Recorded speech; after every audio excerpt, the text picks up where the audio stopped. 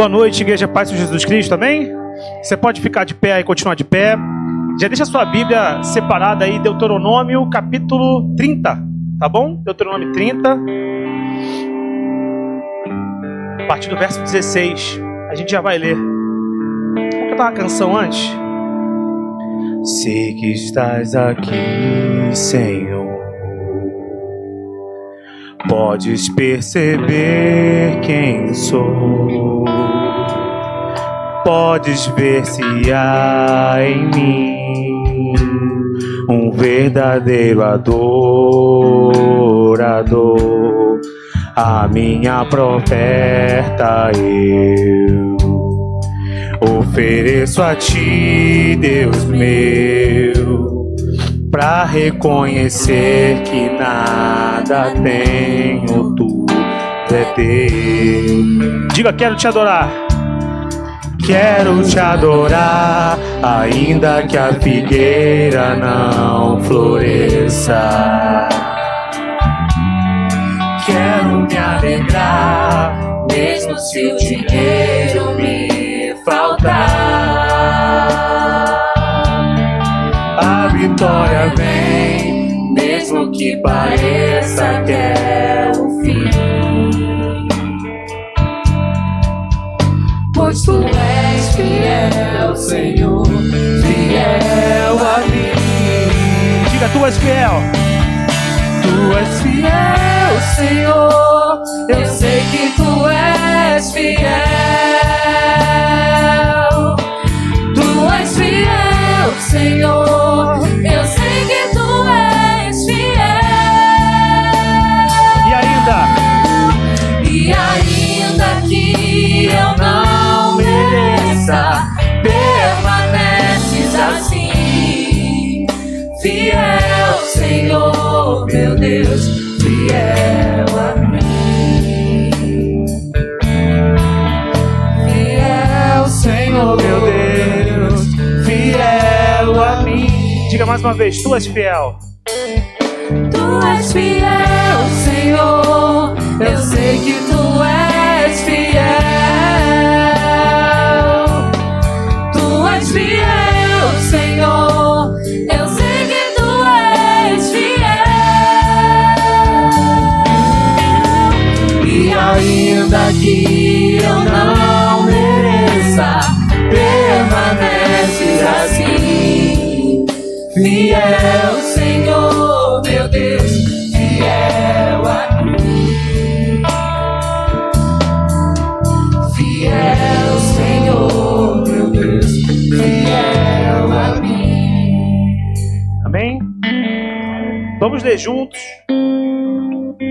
a partir do verso 16 de Deuteronômio 30. Diz assim a palavra do Senhor: pois hoje lhes ordeno que amem o Senhor, o seu Deus, andem nos seus caminhos e guardem os seus mandamentos, decretos e ordenanças. Então vocês terão vida e aumentarão em número, e o Senhor, o seu Deus, os abençoará na terra em que vocês estão entrando para dela tomar posse. Se todavia o seu coração se desviar e vocês não forem obedientes, e se deixarem levar, prostrando-se diante de outros deuses para adorá-los, eu hoje lhes declaro que sem dúvida vocês serão destruídos. Vocês não viverão muito tempo na terra que vão entrar, da qual vão tomar posse depois de atravessarem o Jordão. Hoje invoco os céus e a terra como testemunha contra vocês, de que coloquei diante de vocês a vida e a morte, a bênção e a maldição. Agora escolham a vida, para que vocês e os seus filhos vivam, e para que vocês amem o Senhor, o seu Deus, ouçam a sua voz e se apeguem firmemente a Ele, pois o Senhor é a sua vida e Ele lhes dará muitos anos na terra que jurou dar aos seus antepassados, Abraão, Isaque e Jacó. Vamos orar, feche seus olhos. Senhor, em Tua presença agora colocamos essa palavra, Senhor, que ela venha ao encontro das necessidades do nosso coração. Senhor, que não seja o meu entendimento simplesmente, mas seja a Tua revelação necessária e possível a nós essa noite, para que a nossa mente possa compreender a Tua vontade, para que a gente possa ter discernimento do Senhor e para que possamos ser tratados nas questões que o Senhor quer tratar em nossas vidas, Deus. Toca nossas mentes, nossos corações, Deus, fala conosco de modo profundo e especial, Deus, naquilo que a gente particularmente precisa nessa noite. É o que nós pedimos e agradecemos. No nome do Senhor Jesus. Amém. Amém? Pode se assentar.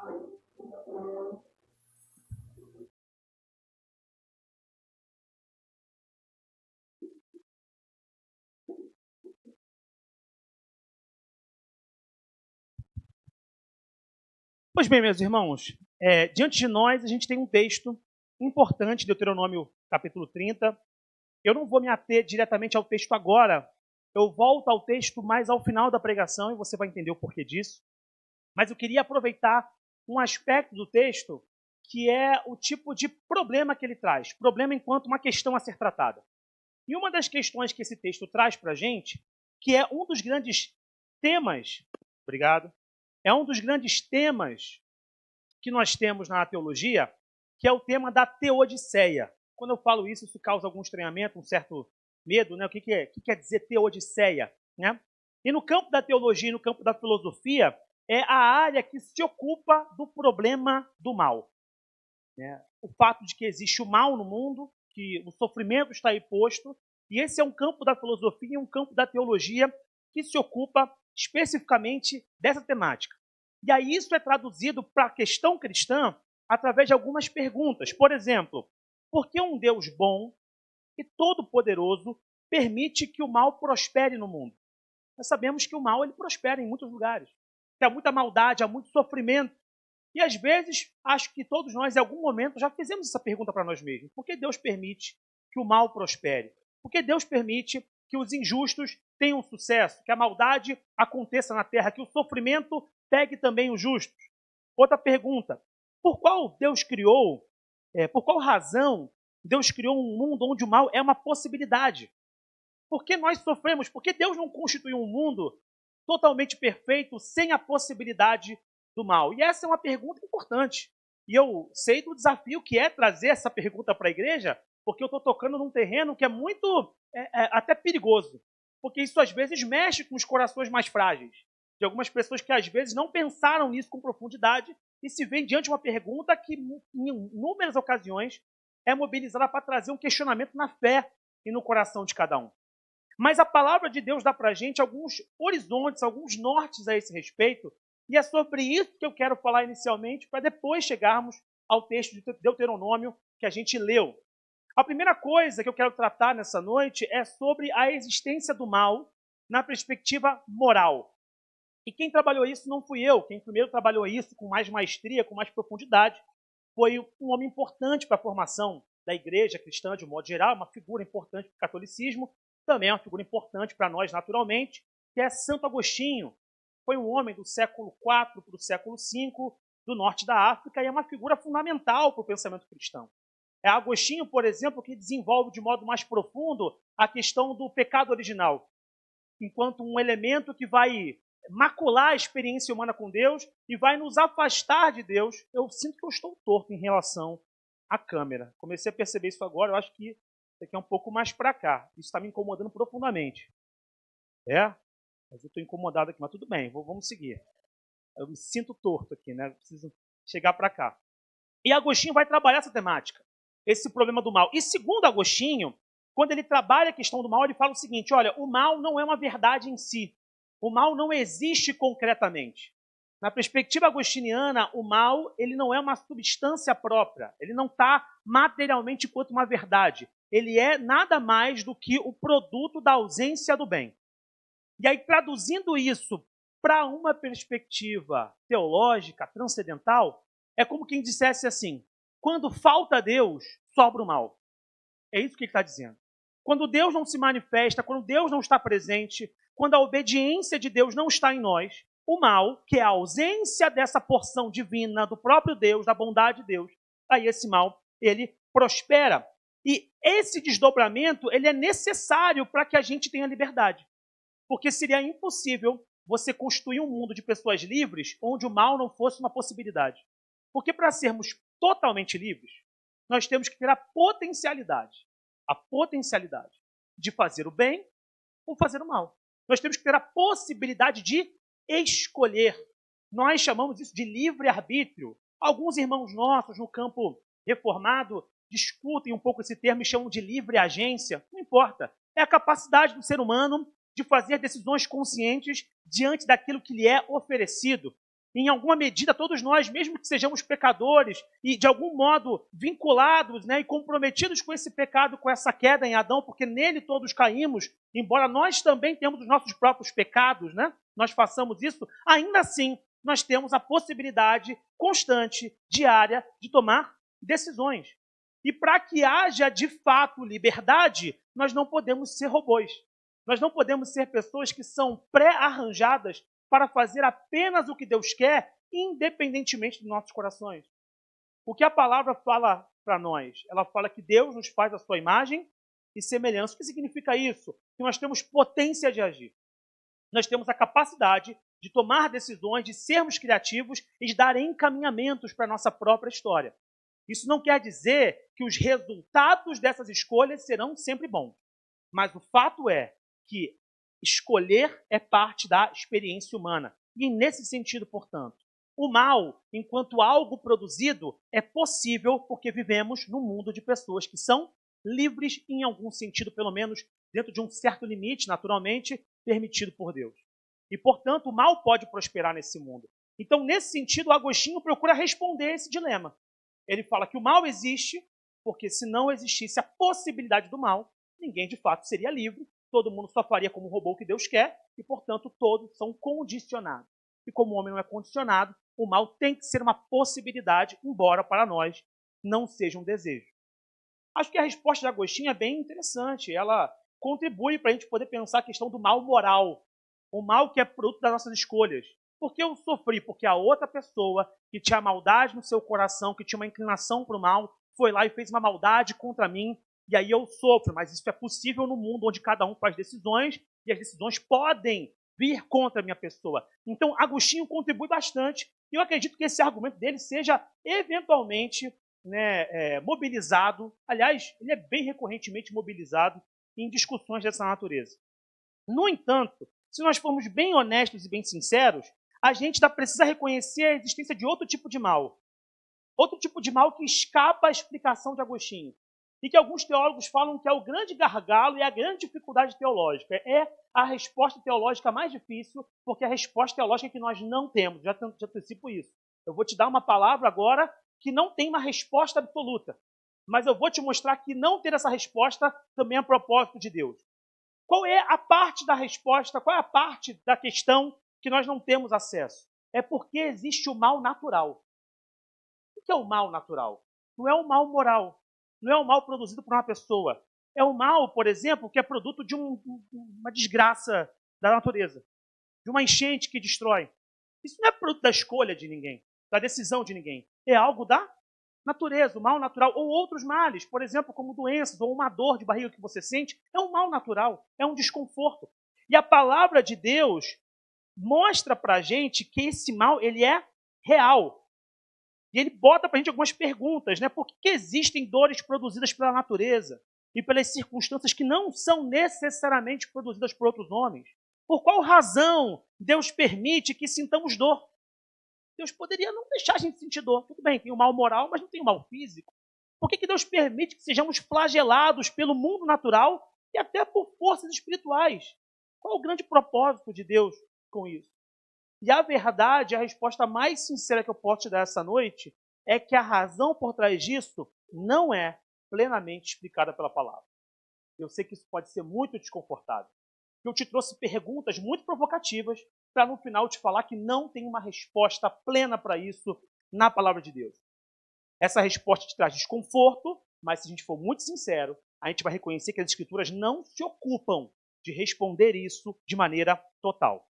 Agora, isso não significa, por outro lado, que a Bíblia fuja do tema do mal. Ela não foge desse tema. Ela trabalha esse tema. Em toda a Bíblia, se você vê em diferentes textos e contextos, você perceberá a palavra de Deus mobilizando a questão da justiça e do sofrimento. Os profetas eventualmente trazem isso à tona. Os próprios evangelistas falam sobre isso. Se nós olharmos em Apocalipse, veremos que as testemunhas falam assim, olha, até quando o mal prosperará? E de alguma maneira, segundo a linguagem apocalíptica, cobram, né, o Senhor em algum tipo de resposta. Então, em nenhum momento a Bíblia foge disso. O próprio Senhor Jesus fala em João 16, 33, Eu disse essas coisas para que em mim vocês tenham paz. Neste mundo vocês terão aflições. Contudo, tenham ânimo, eu venci o mundo. Jesus dá para a gente uma certeza. No mundo teremos dores. No mundo teremos flagelos. No mundo teremos aflições. Mas Jesus não explica o porquê, na sua eternidade, ele, o Espírito e o Pai decidiram que esse fosse o modelo. Não há uma explicação disso. Então, em alguma medida, o sofrimento não é negado. Em contrapartida, não há explicação suficiente para nós do porquê Deus permite, em alguns momentos, até usa do sofrimento para os seus propósitos. Fato é, portanto, que algumas vezes saberemos responder por que sofremos. Porque eu fiz uma decisão errada. Porque alguém me prejudicou. Eu consigo identificar. Mas há tantos outros sofrimentos, cujas razões para nós serão sempre desconhecidas. E, para tanto, a gente tem um grande exemplo bíblico do porquê, de como a gente lida, melhor dizendo, com esse sofrimento. Quem é a grande figura que a gente pensa biblicamente quando falamos de sofrimento? É claro que nós temos a figura de Jesus, que é a figura mais áurea da Bíblia. Toda a Bíblia é explicada por Jesus. Mas, geralmente, quando a gente fala de sofrimento profundo, a nossa mente imediatamente é transportada para um personagem que se chama Jó. Automaticamente. Tanto que a gente usa ele como referência. Eu quero ter a paciência de Jó. Bom, se isso faz sentido ou não, tem que ler o texto para ver se ele é tão paciente assim também. Mas a sua impaciência, se é que existe, também é explicada pelo grau de sofrimento ao qual ele foi submetido. Se nós pegarmos o texto de Jó, a gente percebe que toda a discussão começa com Deus recebendo na sua corte celestial o inimigo. Ali aparece a figura de Satã. Satã é o opositor, Satanás. Na visão hebraica não havia muita clareza ainda de Satanás como nós temos hoje em dia. Satã aparece como uma espécie de anjo, uma espécie de promotor, que fica ali tentando mostrar para Deus como ele deveria fazer uma coisa ou outra, ou tentando provocar os homens e testar os homens. Tanto é verdade que entre os judeus eles não acreditam nessa leitura de Deus e Satanás como uma força, oposta. A bem da verdade, nós cristãos também não cremos que Satanás é proporcional a Deus, amém? Nós não falamos assim, Deus está aqui, Satanás é aquela briga constante, igual tinha no Facebook anos atrás. Curta, se você não curtir, Satanás ganha. Se você curtir, Jesus vence. Tá aquela, lembra disso? Que tinha uma queda de braço assim? Curta se você gosta de Jesus. Se você não curtir, você gosta do diabo. Né? E o pessoal, não, gosta de Jesus e curte. Não é uma força proporcional. Nós não cremos que Satanás está ali atrapalhando Deus. Lutero dizia que Satanás é como se fosse um cachorro numa coleira. Ele vai até uma extensão que a coleira permite. Por algum motivo, Deus ainda não destruiu esse cachorro. Mas em algum momento, ele irá fazer. Mas ainda não é o tempo. Por algum motivo que não nos é sabido, o mal ainda existe e Satanás ainda tem alguma margem para atuar. Mas voltando ao texto, Jó, ele vai ser tocado. Satanás contesta a forma de Deus administrar o mundo. Satanás fala assim, o seu servo Jó, que é fiel, como o Senhor diz, só é fiel porque o Senhor dá a ele tudo o que ele deseja. Se ele recebe tudo o que deseja, qual é o grau de provação verdadeira que se tem para poder avaliar a sinceridade do seu amor? E Deus, e isso é surpreendente para todos nós que lemos, quem nunca ficou chocado com esse texto não leu a Bíblia. Você, quando vê Deus falar assim, tá bom, você fala, não, peraí. Eu achei que Deus ia falar assim, sai daqui, rapaz, você não manda em nada, eu que sei a forma como administro. Deus fala assim, tá bom. E a Bíblia não explica para a gente porque Deus fala tá bom. Deus tinha um propósito com Satanás naquele contexto, e com Jó, e conosco que somos leitores, e ele não explica nem para Satanás qual é o propósito dele, nem para Jó e nem para a gente. Quando começa o sofrimento de Jó, toda a nossa expectativa é que ao final do livro, Deus explique para a gente por que Jó sofreu. Explique para Jó e explique para nós. Você vai passar o livro inteiro e no final você não vai ter a resposta. O livro de Jó não explica para Jó porque ele sofreu e não explica para mim e para você porque Jó sofreu. Ele faz um outro caminho. Ele não dá nenhum tipo de resposta absoluta. O que ele faz é, na verdade, oferecer visões humanas sobre o sofrimento. Jó está sofrendo e diante dele se apresentam 3 amigos. Quem são esses amigos? São boas opções de nome para você que está aí pretendendo ter filhos. Ele faz Bildade e Sofar. coisa maravilhosa. Né? Chamar a criança de sofá, ele já sai vendido, passado em 12 vezes, né, na Casas Bahia. Sofá, que maravilha. Ele faz Bildade e Sofá. Os 3 amigos dele. E eles 3 têm uma conversa com Jó. E os 3 falam assim: Jó, o sofrimento ele precisa ser sempre resultado do pecado. Nós pecamos e Deus faz o quê? Proporcionalmente com a sua justiça nos penaliza. É isso que eles falam. Logo, olha aí o pensamento. Se Deus é justo e você está sofrendo, conclui-se que você está em pecado. Só que como é que o texto começa mostrando para a gente, Jó? Que ele é um homem reto. E aí Jó, por sua vez, faz a contraparte. Não, de modo nenhum. Não tem como. Eu concordo que a gente é penalizado proporcionalmente pelo que fazemos. Mas eu não fiz nada. Logo, o errado não sou eu. O errado é Deus. Porque não está sabendo administrar a justiça. Porque se eu fiz tudo certo e eu estou sofrendo, a responsabilidade só pode ser de Deus. Deus está fazendo mau uso da sua justiça. Deus está sendo injusto. Esse é o argumento de Jó, porque ele olha para si e fala: eu não estou vivendo uma vida errada. Ele não está afirmando perfeição. Ele só fala: minha vida é reta o suficiente diante do Senhor para eu esperar um desfecho diferente. Então, os amigos falam: discordo, alguma coisa você fez em oculto. E Jó fala: eu não fiz nada em oculto e a culpa é de Deus. E o texto continua e Deus não se intromete nessa discussão. A discussão continua. E aí daqui a pouco aparece um quarto cara, Eliú. E Eliú, ele traz uma visão diferente sobre a coisa. Ele amplia um pouco a visão. Ele fala que nem sempre a gente sofre como proporcional àquilo que a gente faz. Nem sempre, quando a gente é penalizado, é porque fizemos uma coisa errada. Talvez Deus possa usar o expediente da dor e do sofrimento para nos dar lições. Talvez Deus possa fazer isso para preparar nosso coração para algo ainda mais difícil. Pode ser que Deus esteja provando a nossa fé. Pode ser que Deus esteja nos advertindo sobre outros perigos. Em outras palavras, a gente chama isso de teodiceia pedagógica ou educativa. É Deus usando o mal para ensinar alguma coisa. O problema é você convencer isso no coração de quem sofre. E Jó está ali sofrendo. E Eliú fala isso para ele e depois disso se silencia. E acaba a discussão. Nós temos posições diferentes.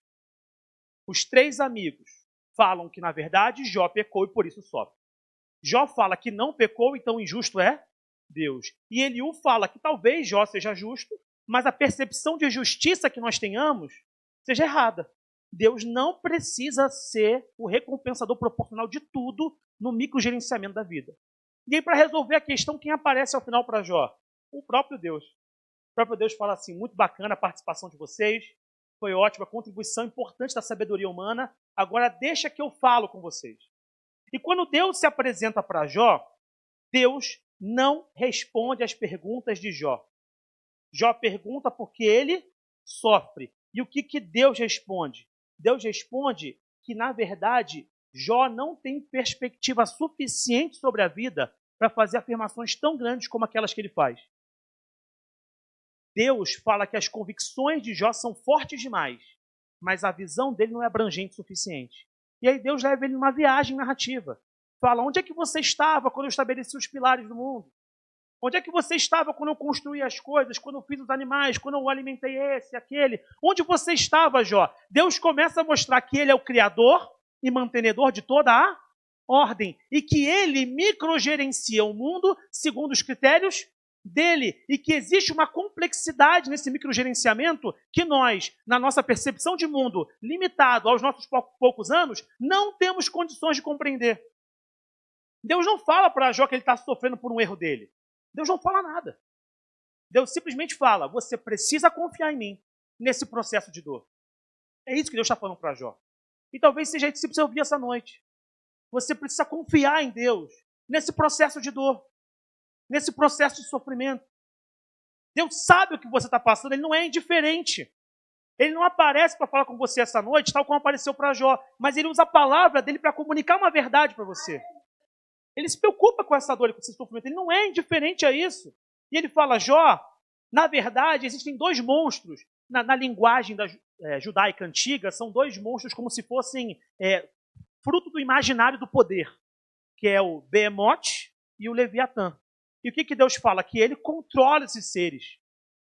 Ele controla, Deus controla o caos. Mas ainda assim existe um tal de caos. Existem coisas que acontecem que fogem da nossa expectativa. Existe dificuldade no mundo. E Deus afirma ao final para Jó o quê? Que o mundo em que vivemos, ele conjuga beleza e perigo. Esse é o mundo. Ele conjuga beleza, coisas boas, bons momentos e dores. Não é o que Jesus fala para a gente? O que Jesus falou? No mundo tereis aflições. A contrapartida é o bom ânimo. Porque ao final nós venceremos, tal como ele venceu. Mas a aflição é uma realidade. Ao final, Deus não responde Jó porque ele sofre, apenas fala para ele que confie na sua autoridade. Porque ele estava em todo o processo e ele sabe por que fez o que fez. Isso pode parecer muito confrontador para a gente, mas a palavra de Deus, não por raras vezes, é muito confrontadora mesmo. Ela coloca a nossa perspectiva em outro lugar.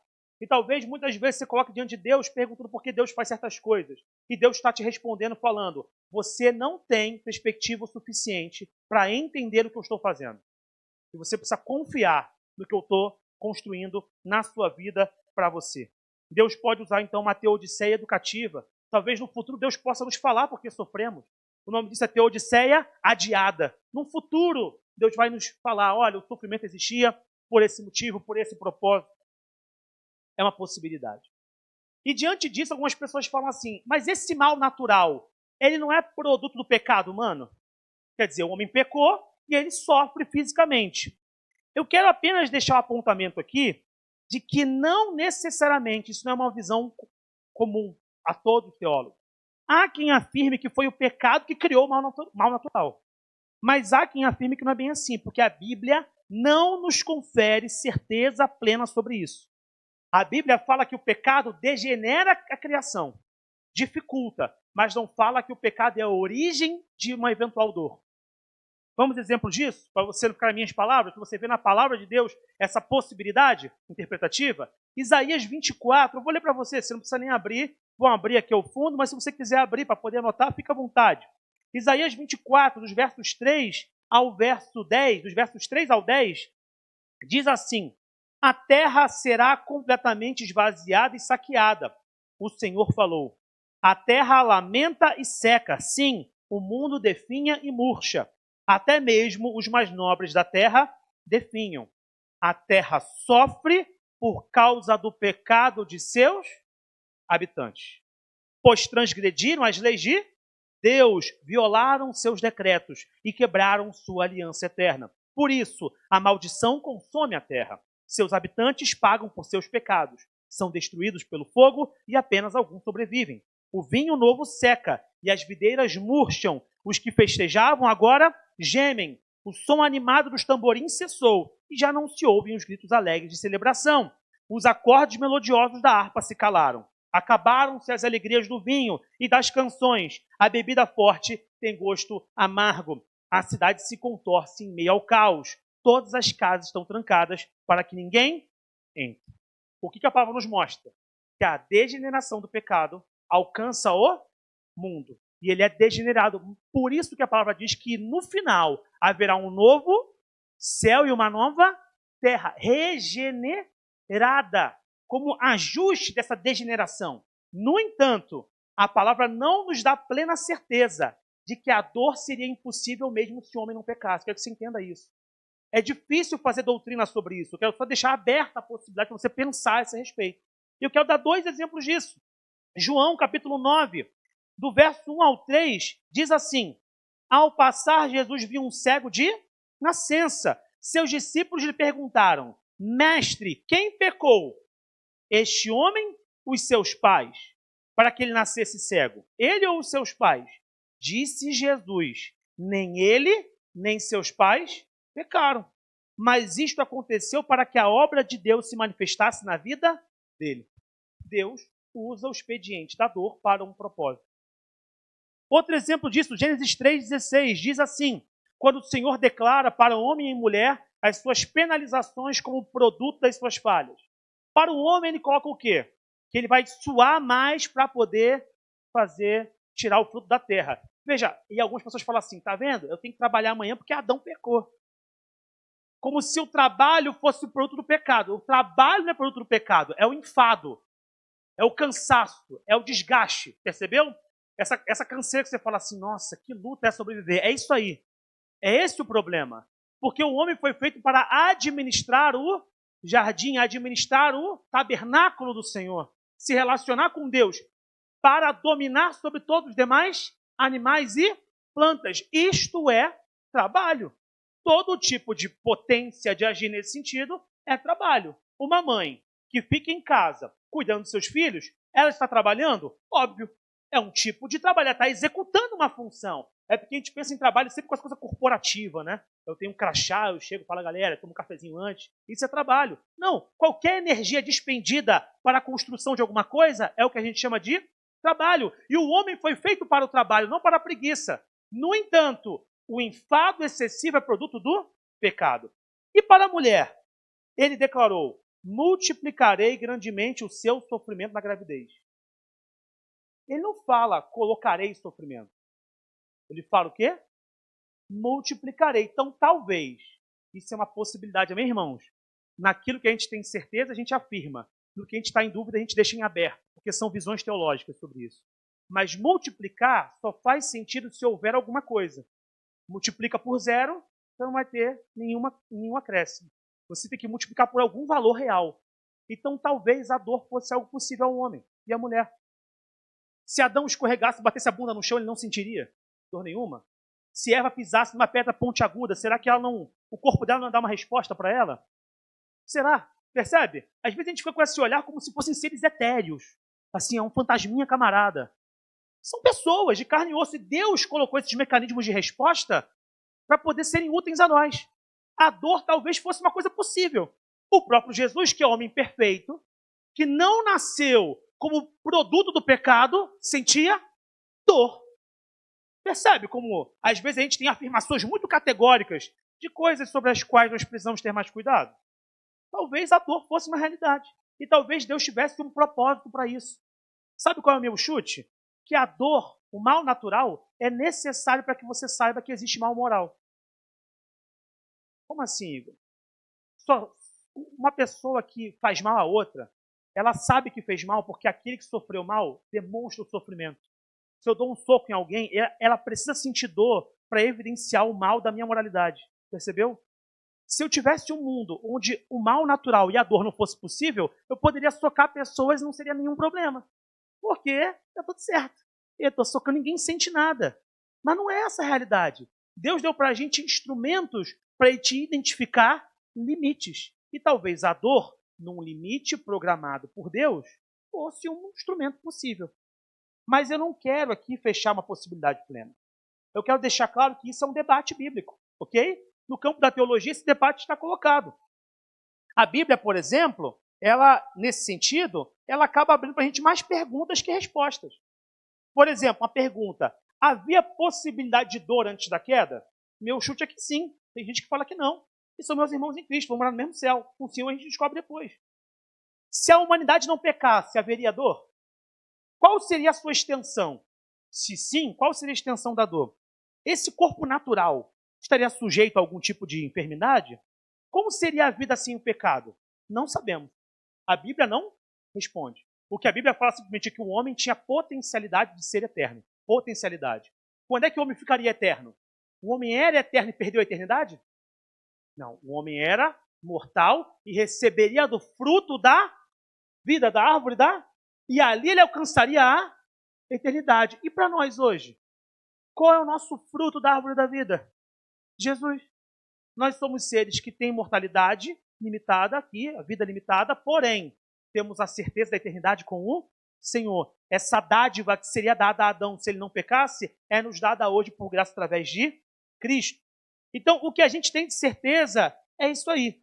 E os debates sobre isso são gigantescos. Por isso, repito, é muito complicado produzir doutrina a esse respeito. Sobre o mal moral é fácil. Sobre o mal natural, não é fácil produzir doutrina sobre isso. Procure ver, por exemplo, que os principais teólogos aí da humanidade nos últimos 100, 200 anos tinham e têm a dizer sobre isso, e você vai ver como esse tema é frutífero e aberto a diversas possibilidades. Possibilidades que vão conjugar o tema da teologia com as ciências e há debates para aí disponíveis. Mas diga, eu preciso de uma resposta a esse respeito. Você nem sempre vai ter as respostas que você quer. Lembra de Jó? Deus não vai te responder por que isso. Salmos 25, verso 2 diz assim: a glória de Deus é ocultar certas coisas. Você vai ter que aceitar não ter a resposta. A glória de Deus é ocultar certas coisas. Tentar descobri-las é a glória dos reis. Nós tentamos descobrir na natureza as respostas, mas a glória de Deus é ocultar algumas coisas que em algum momento saberemos. Isso posto, eu quero chegar para você, porque isso pode causar alguma perturbação. Você fala, caramba, então o mal é real, eu não tenho como evitar. O sofrimento está posto. Como é que eu posso buscar felicidade agora? Como é que eu posso ter paz para prosseguir? Entenda, a sua felicidade não está em saber todas as coisas, em ter todas as respostas. A sua felicidade está em se relacionar e confiar em Deus nos processos. Não é ter todas as respostas que te faz feliz. Nós temos todas as respostas que Deus nos quis dar, que é a revelação necessária. Mas não é isso que nos faz feliz. Não é a plena ciência de tudo. É o pleno relacionamento. Mais do que isso, ainda mais do que isso, embora a nossa conclusão seja que o sofrimento na vida, na terra, seja uma realidade inevitável e que faz parte, de alguma maneira, em alguma extensão do projeto de Deus, Deus não nos deixa sozinhos. Ele está conosco e participa dos nossos sofrimentos. Ele participa conosco das nossas dores. Ele é movido de compaixão por nós e trabalha em nosso favor. Ele cuida do nosso andar. Ele se faz acessível àqueles que o buscam para atenuar o nosso sofrer. Conforme o Igor falou na semana passada, dificuldades todos nós teremos. A diferença é se nós vamos escolher passar essas dificuldades sem Deus ou com Deus. Não é uma questão de que uma vez que Deus entra, tudo se resolve. Não, uma vez que Deus entra, Ele é a minha solução. É nele em quem confio, em dias bons e em dias maus, porque haverá aflições, mas Ele atenua, Ele me traz paz que excede o entendimento. Pode haver todo o sofrimento do mundo, mas eu tenho certeza que o meu Redentor vive e que nele vencerei o mundo tal como Ele venceu. O maior exemplo para nós da participação de Deus no nosso sofrimento é Jesus. Jesus, mesmo sendo Deus, se fez homem para participar das nossas dores, ao levar sobre si o castigo que nos traria a paz. Ele fez a si mesmo homem para participar disso. Ele não precisava fazer isso. Isso é a graça de Deus. O perdão de pecados exigia o quê? Uma expiação. E Jesus se habilitou. Ele se colocou à disposição para esse propósito. Deus se importa com as tuas dores. E Ele participa com você das suas aflições. Filipenses 2, a partir do verso 5, diz assim: seja a atitude de vocês a mesma de Cristo Jesus, que, embora sendo Deus, não considerou que o ser igual a Deus era algo a que devia apegar-se, mas esvaziou-se a si mesmo, vindo a ser servo, menos do que homem, servo, tornando-se semelhante aos homens, e sendo encontrado em forma humana, humilhou-se a si mesmo e foi obediente até a morte de cruz. O pastor Pedro pegou essa manhã. Jesus, diante do sofrimento, teve desconforto. Ele precisava, Jesus participou das dores. Ele precisava tomar uma decisão consciente em meio à dor. Da mesma maneira, nós precisamos, tal como Jesus é a nossa referência, diante de momentos difíceis, falar assim: Senhor, está difícil, mas eu confio em Ti no próximo passo, embora eu não veja o que vai acontecer diante de mim. Eu não sei se talvez eu vou conseguir vencer a doença. Eu não sei se eu vou conseguir resolver todos os problemas, mas eu confio que o Senhor participa comigo das minhas dores. E eu confio que o Senhor tem interesse em resolver. Talvez eu consiga ver isso resolvido, talvez não. Mas eu sei que o Senhor não é indiferente a isso. O Senhor não fica feliz com o meu sofrimento. O Senhor deseja estar comigo nas minhas dificuldades. E, enfim, continua. Por isso Deus exaltou a a mais alta posição, ele deu um nome que está acima de todo nome, para que o nome de Jesus se dobre todo o joelho, no céu, na terra e debaixo da terra. E toda língua confesse que Jesus Cristo é o Senhor, para a glória de Deus, Pai. E agora a gente chega finalmente no texto, áureo da noite, que na verdade traz uma explicação breve, porque a introdução do tópico era muito mais complexa, porque tem uma série de elementos filosóficos aqui que circulam. Mas o que eu quero trazer de fato essa noite para você é o seguinte, que mesmo depois de toda essa reflexão, que a verdade é que ainda assim é importante que a gente conclua que há vezes em que a gente sofre sem precisar. O sofrimento é uma coisa real da vida, a gente falou isso aqui. E muitas vezes está fora do seu controle. E muitas vezes é a permissão de Deus, tal como foi com Jó. Deus permite o sofrimento e a dor. Mas há ocasiões, isso não muda o fato, percebe? Não é excludente. Isso não muda o fato que há sofrimentos que são desnecessários. Tem coisas pelas quais você está passando que você não precisaria estar passando. Você está passando porque você fez mais escolhas. O que esse texto fala para a gente? É a aliança mosaica. É Deus falando com o povo e confirmando a sua aliança. E fala o quê? Coloco diante de vós o caminho da bênção e da maldição. Deus coloca essa possibilidade diante deles. Se vocês, é condicionado, se fizerem isso, o produto será esse. Se fizerem aquilo, o produto será aquele. Veja, nem sempre, tal como com Jó a gente viu, quando a gente faz tudo certo, tudo dá certo pra gente. Às vezes a gente faz tudo certo e alguma coisa pode dar errado. E Deus permite por os seus propósitos. Mas às vezes, Deus vai te dar proporcional à tua obediência. E você tem que saber discernir quando é uma dor sobre a qual você não tem controle e quando é uma dor gerada pelas suas escolhas. Percebe a diferença? Só quem pode te discernir isso é o Senhor. Tem que pedir para Ele, Senhor, esse sofrimento do qual eu tenho participado é produto de uma lição, de um propósito maior, sobre o qual não tenho controle, eu preciso saber administrar por hora, ou isso é uma decisão equivocada minha, que eu estou atribuindo a algo externo a mim? Porque muitas vezes a gente sofre sem precisar sofrer. E é por isso que eu quero te deixar claro que na sua mente você não tem que sair daqui hoje se ocupando dos sofrimentos que estão para além do seu potencial de agir. Você tem que sair daqui essa noite pensando nos sofrimentos que estão no limite das suas ações. Nas coisas que você faz que influenciam a sua existência diretamente. Eu tenho acompanhado nos últimos 2 anos, 1 ano e meio, muitas histórias, muitas pessoas. É claro que a gente já tem ao longo de muitos anos, liderança de juventude, ajudando na igreja, acompanhado pessoas, histórias, trajetórias, isso é óbvio. Mas eu tenho tido uma oportunidade de fazer isso com mais regularidade. Né? No último ano, 1 ano e meio, por conta do atual cenário meu de atuação em termos institucionais de igreja. E então eu tenho me ocupado e visto e conversado e me debruçado sobre mais histórias e mais situações. E eu tenho visto muitos casos de pessoas que sofrem por circunstâncias sobre as quais elas não tinham nenhum controle. São vítimas. São vítimas da vida, da circunstância, às vezes da obra do inimigo, que atua sob a permissão de Deus, tá? Mas são vítimas de um certo contexto difícil. Pessoas sobre as quais Deus ministra cura, libertação, por amor, por misericórdia a nós, porque Ele participa das nossas dores. Não é porque a gente sofre que Deus fala assim, não, vou deixar você sozinho. Não, Ele participa, Ele tira a dor do coração no sentido emocional. Embora a dor física tenha existido, isso acontece. Mas há muitas coisas que eu vejo que foram produto de escolhas irresponsáveis. Produto de escolhas que não estavam na visão de Deus. Há muitos casos de pessoas sofrendo porque são ruins de decisão. Não sabem escolher o que tem que ser feito.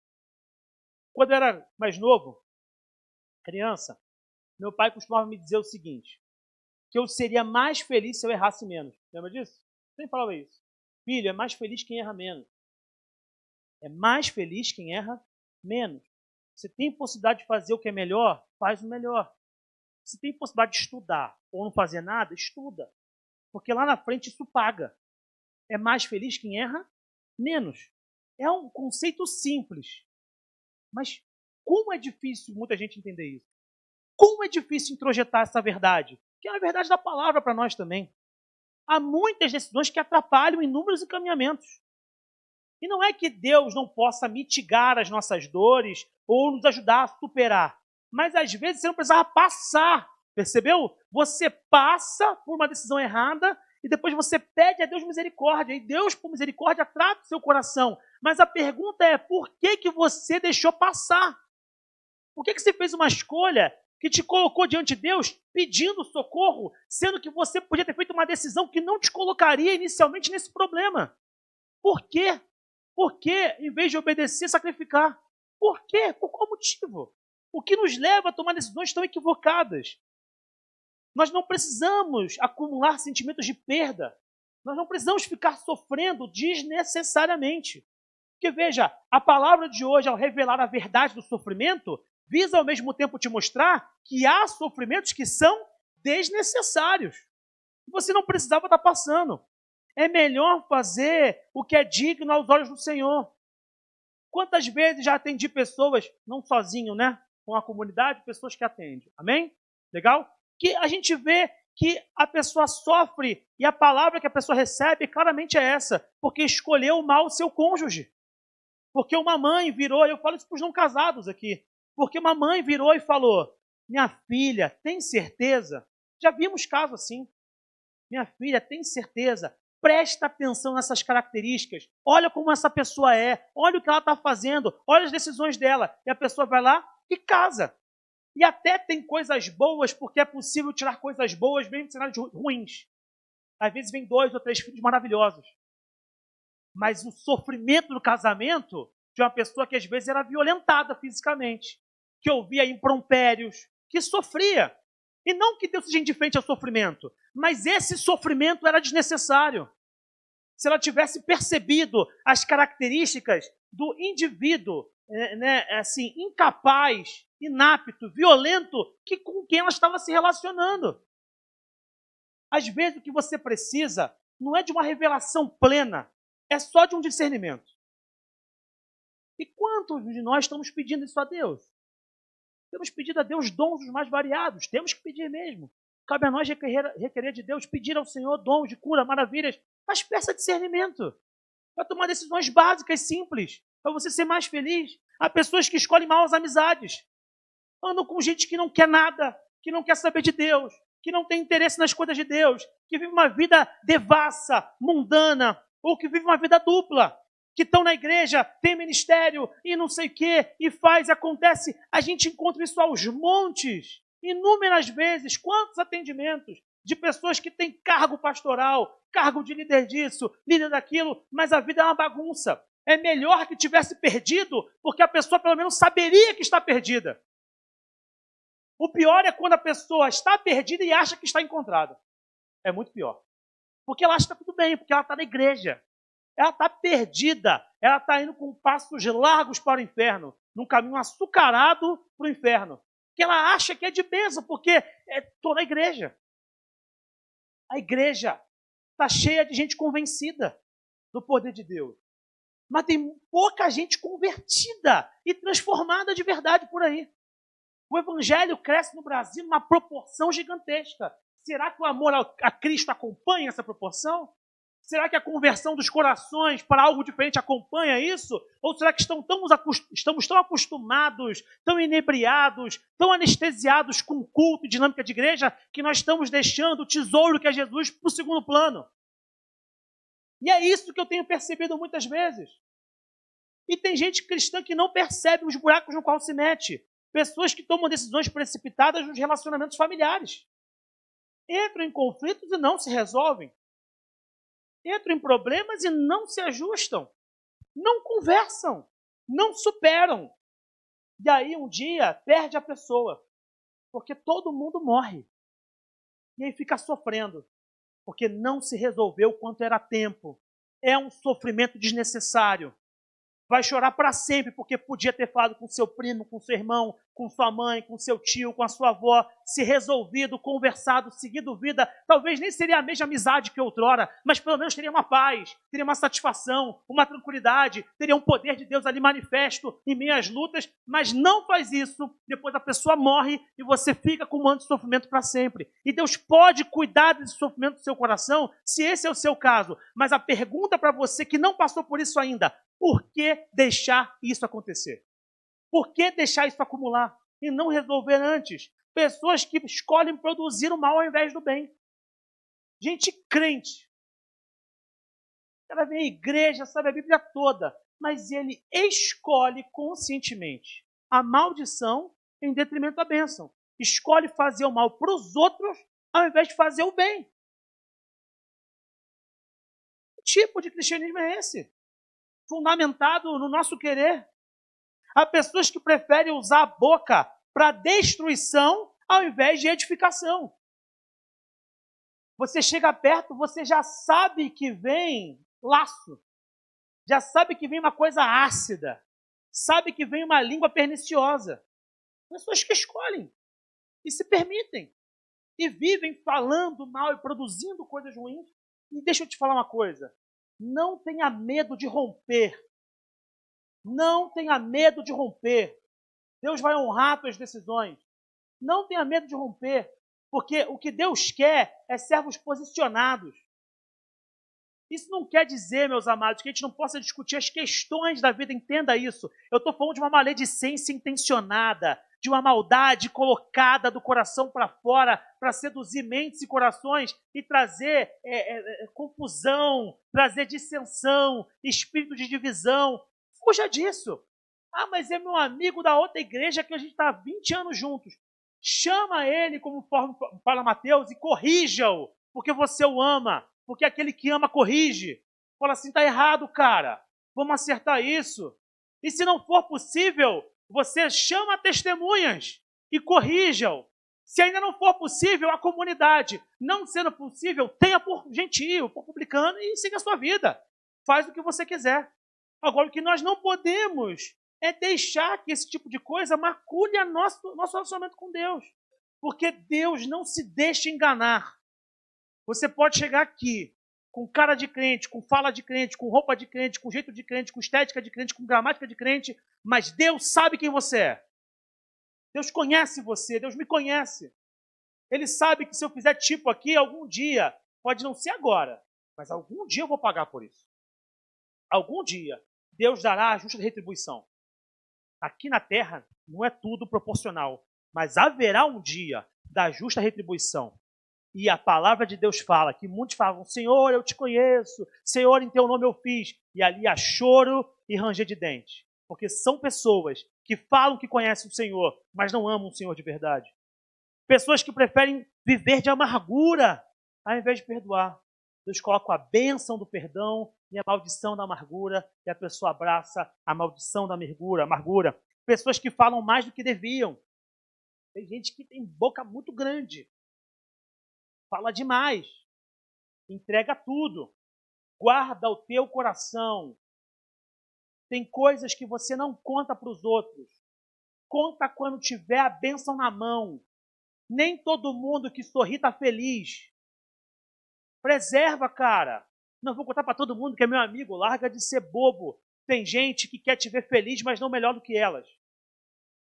Tem gente que é assim, infelizmente.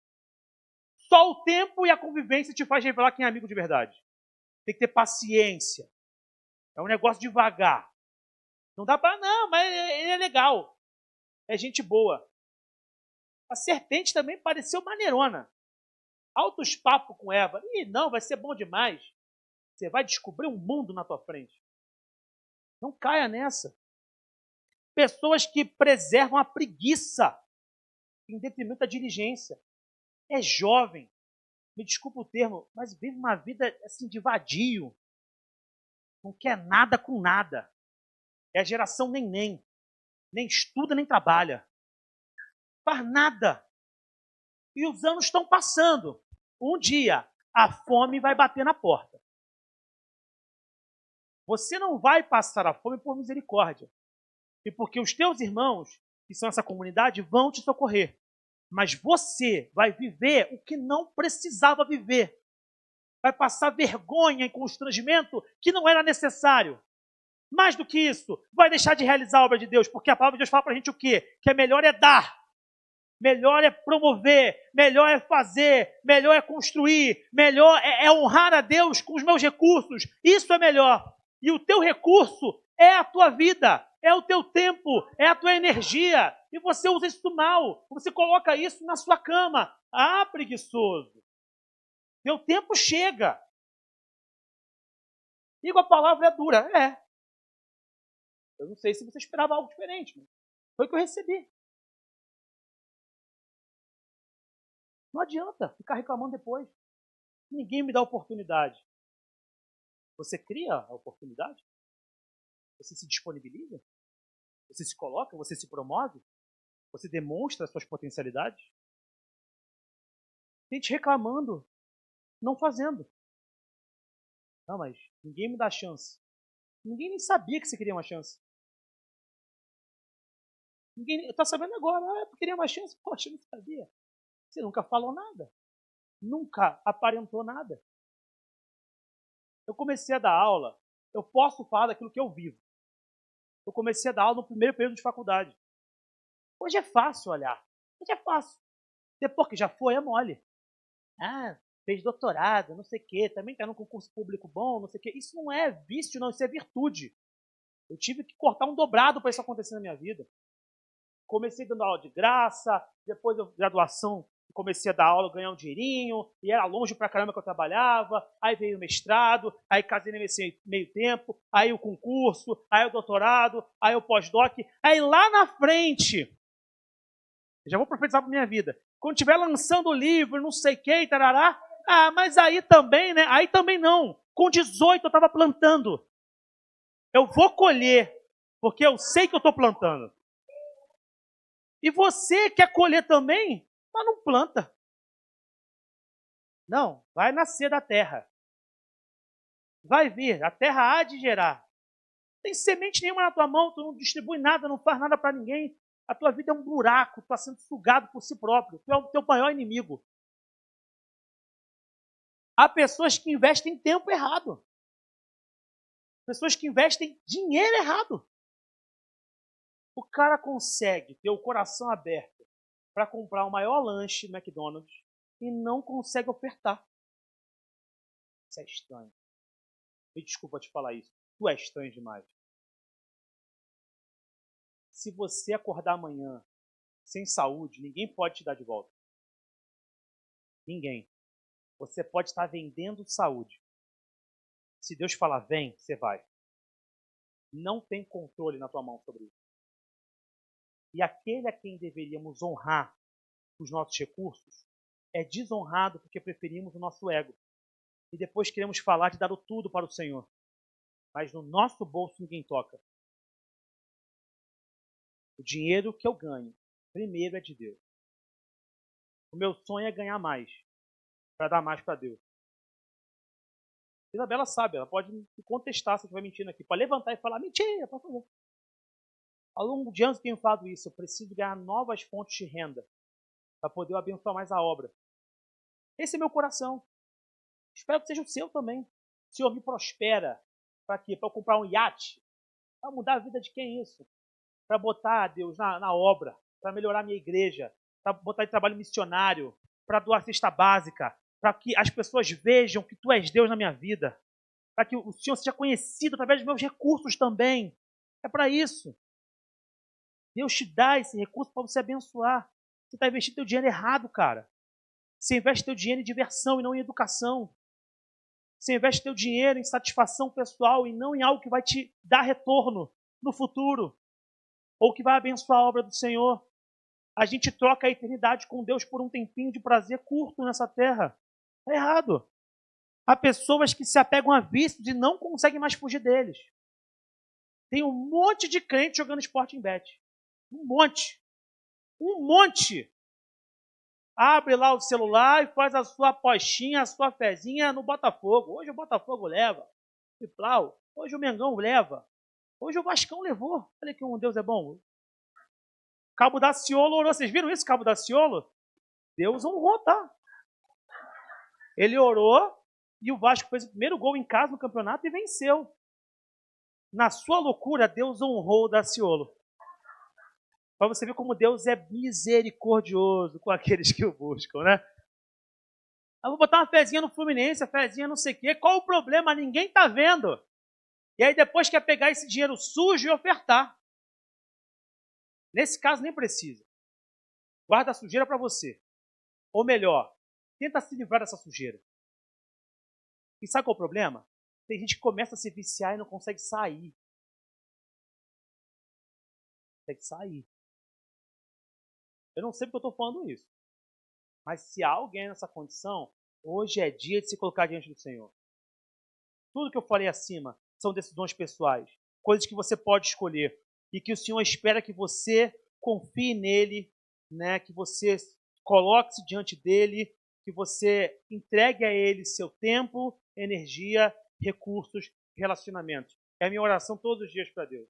Para o Senhor, me ajuda a administrar meu tempo, meus recursos, meus relacionamentos e minha energia. Tempo, recursos, relacionamentos e energia. E a outra oração que eu faço, Senhor, me dá autoridade, poder, dedicação e devoção. São as minhas orações todos os dias. É a base sempre essa. É o que eu peço para Deus. Você não precisa fazer a mesma oração. Estou te falando de um princípio. Amém? É de um princípio. Como você vai traduzir isso em palavras é contigo, mas é um princípio da parte de Deus. E eu quero orar por você agora essa noite. Por essa palavra. Eu sei que é uma palavra que talvez você não espere receber numa noite de ceia. Mas é a palavra que Deus deu e tinha um propósito para isso. Porque Jesus, acima de tudo, foi quem sofreu para que nós estivéssemos aqui. E a gente tem que aprender a lidar com sofrimentos também. E fugir de sofrimentos dos quais ele não quer que os quais ele quer que a gente viva. Eu quero fazer duas orações, pedir para você ficar de pé.